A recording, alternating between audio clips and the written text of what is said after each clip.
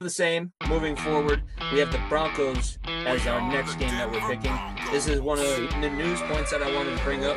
It is the first captain that is a rookie voted on by his teammates since Floyd Little. You don't know who Floyd Little is. He played way back in the very early days of the Denver Broncos.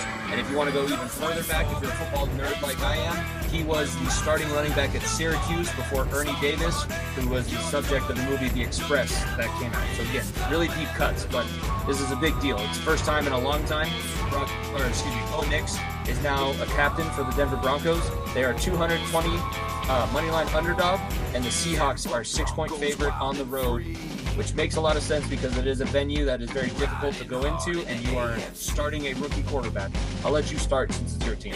I'm going to pick it up because there's parts of me that think this team will stink, and there's parts of me that thinks that this team is going to be very good, or be decently pretty good, and at least contend for a wild card spot. I think the Seahawks.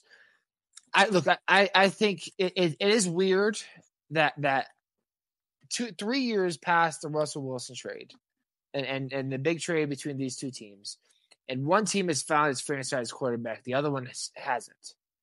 And it's a team that traded the guy who they already got rid of. That's all I'm going to say. Geno Smith, as consistent as he is not going to wow anybody. He's not going to wow anybody, plain and simple. The weapons he has one of the best weapon core in the NFL still, with Metcalf, Lockett, and it's Jackson Smith and Jigba. Running game still should be very, very solid as well. Like this offense will be just fine. The defense is where it's gotten worse. Obviously, you have who's the cornerback? I can't remember his name off the top of my head. Look, they have some very, very young, enticing pieces, but it's a brand new coaching staff as well. And honestly, like, I am going to give a little bit of the edge, and not a little bit, because he should get a lot of the edge, and that's to Sean Payton and preparing his team for a road opponent, which he has played a lot of road games in Seattle for, including playoff games. So I'm going to give the Broncos the edge here. I think we're prepared very well. I think this team, what we saw in the preseason, yes, it's the preseason. Yes, it's against playing Team C teams. I'm well aware of that. I think we see a lot. There's a real identity. Hasn't been a real identity the last 2 years. I think there's a real identity offensively. I think there's a real identity defensively as well, that we're going to get to the quarterback and that we're going to have our DBs save our asses in the middle field. That's where we're going to struggle.